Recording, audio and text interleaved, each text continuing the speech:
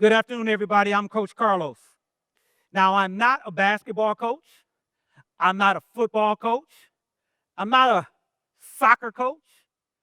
I'm not a golf coach, nor am I a swim coach. I'm a performance coach. I blow this whistle because I'm here to sound an alarm about an issue that affects us all. Imagine for a moment that this meeting is an emergency meeting called for parents, because there's a group of young people in our communities that's causing problems, chaos, unmotivated, misguided. This meeting is called to discuss what we're going to do about it. On this side of the room, a teacher stands up and she's frustrated. And she says, they may be causing problems out there, but when they're in the school, they're in the hallways. And when they're in the classroom, they're having problems with learning. Right over here, a police officer stands up and he says, we're here to help. We're here to protect and serve, but we need your help too.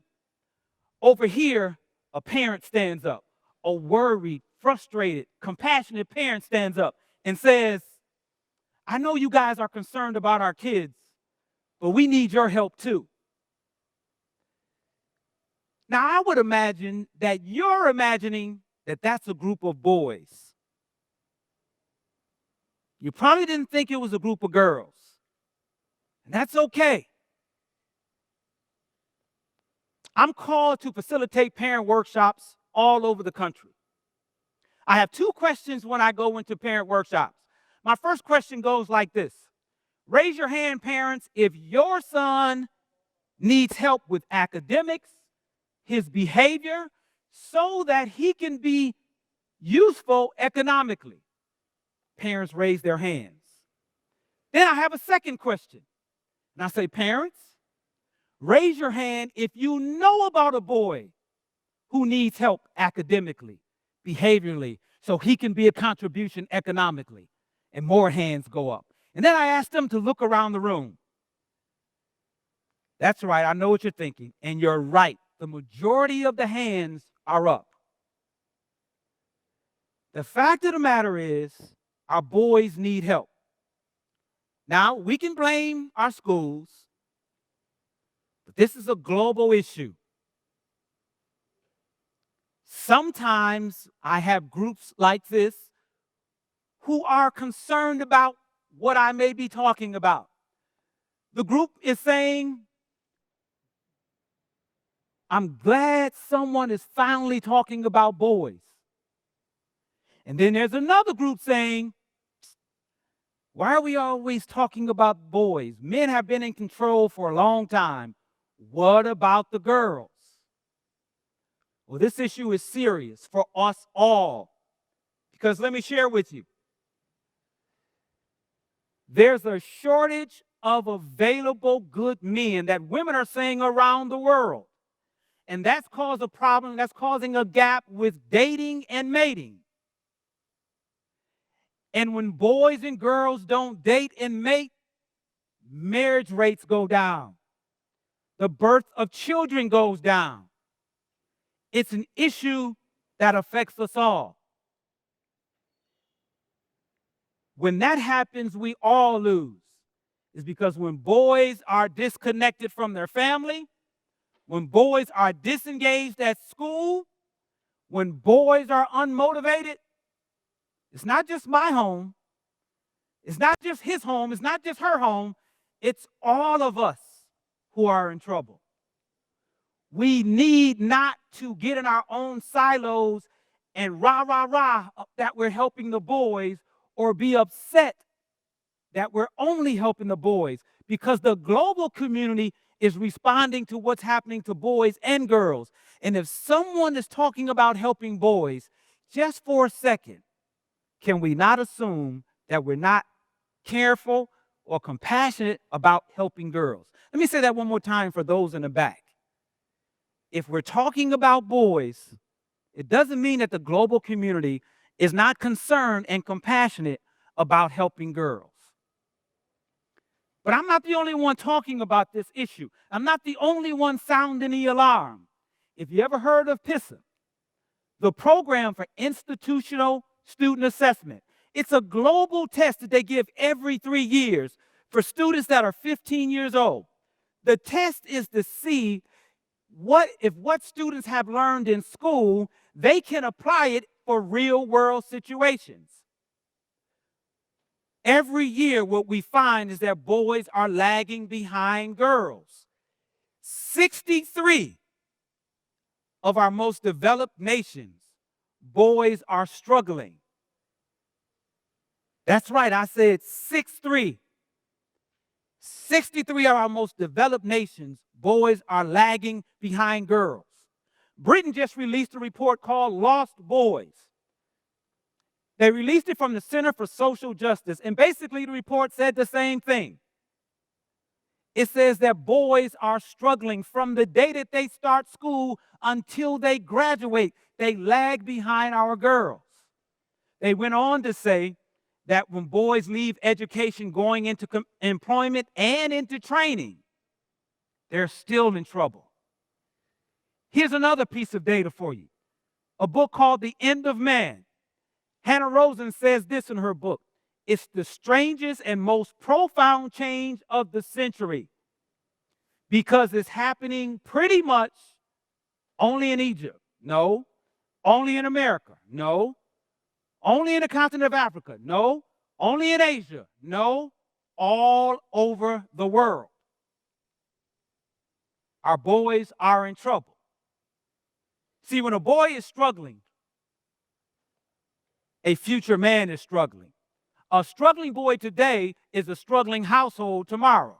A struggling boy today is a future struggling wife, girlfriend, or significant other. A struggling boy today means that there will be children in the future struggling. This is a major issue. Oh, but if we help our boys out, a healthy boy is a healthy future man. A healthy boy is a healthy future household. A healthy boy is a healthy future wife, future girlfriend, future spouse. But most importantly, a healthy man is healthy future children. It's a major issue. As I travel the globe and work with schools, my area of expertise is transforming school culture. When I walk into the building, the first thing that I ask for is the data. Show me the data. Show me the academic data. Show me the behavioral data. Show me the attendance data. And as I sift through the data, I don't care where I am, it's the same story. Boys are struggling. And when boys lose, we all lose. When boys lose, they disappear. When boys disengage, they're in trouble. When boys disappear, they self-destruct. But what worries me most of all is when boys destroy those who they believe cause them pain. You've heard about the school shootings. You've heard about the mass shootings. By and large, they're committed by boys who feel that the world has turned against them. We've got to help them. But we can't blame our homes. We can't blame our schools. And we can't blame our boys. When I first came across this, I had a question. I asked myself this question: what can we do? So my response to that question was an answer. Future Man Prep. What if we gave boys a roadmap? What if we gave boys a strategy?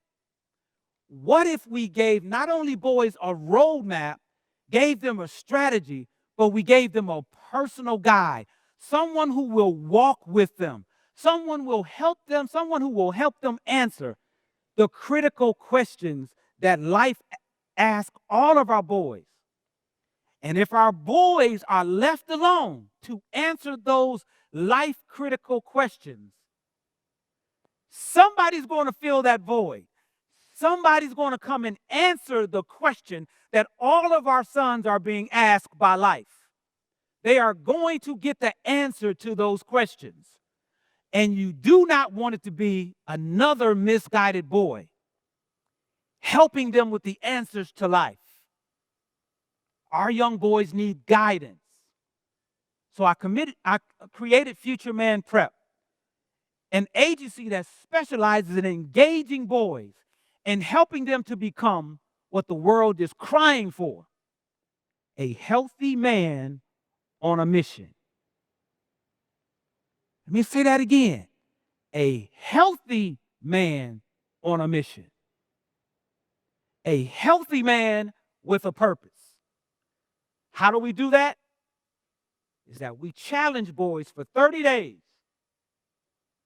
to be in school on time, to complete all assignments, 30 days of minimizing or eliminating all behavioral referrals, 30 days of walking with a personal guide for mindset coaching,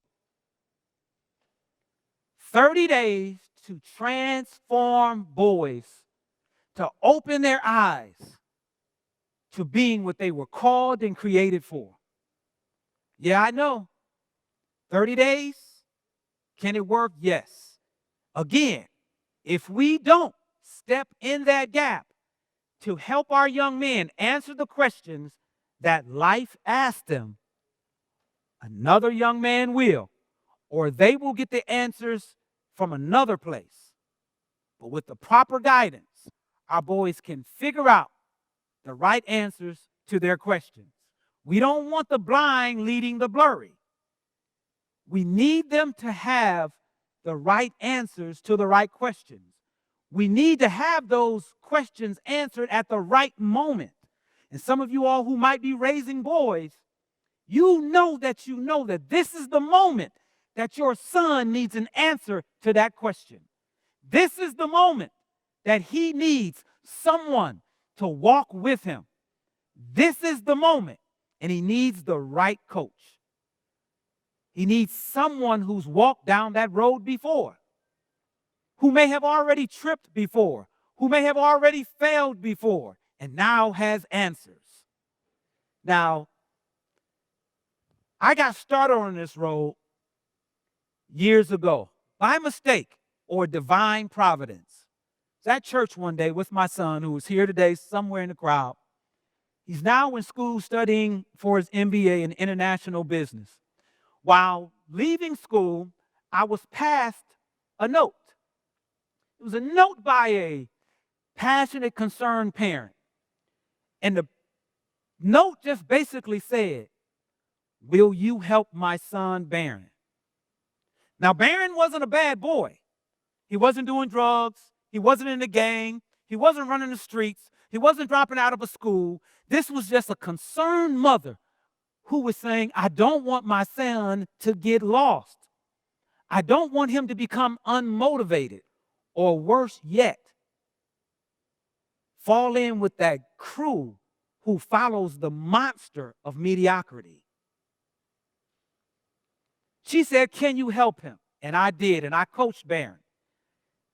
Fast forward today, Barron is now an international speaker, a best-selling author, and has one of the top-rated prison reentry programs in the country. I knew then that my program worked. I knew then also that I couldn't just help one boy, that I had to share this program with others. I had to see if it could work other places. And as fate would have it, or divine providence would have it, I became the head of a school for a male leadership academy. Now, it would have been malpractice of me to not go to this academy and take my 30-day program there. While there, with a group of dedicated teachers, dedicated volunteers, we implemented the 30-day challenge with our boys. Now, let me share with you what happened. Average boys from average homes in 2 years had an average GPA of 3.56. These boys turned it on. They embraced the 30-day challenge. And that proved to me that the challenge worked.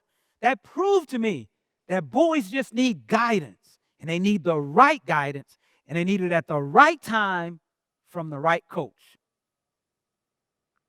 Question now is, now that we know that boys need our help, now that we know that boys are in trouble, I'm going to ask you all the same question that I asked myself many years ago. What are you going to do? Because a boy who is a future man who makes the right or wrong decisions will have an echo effect on generations. Generations in the past, generations in the present, and generations in the future. But I'm convinced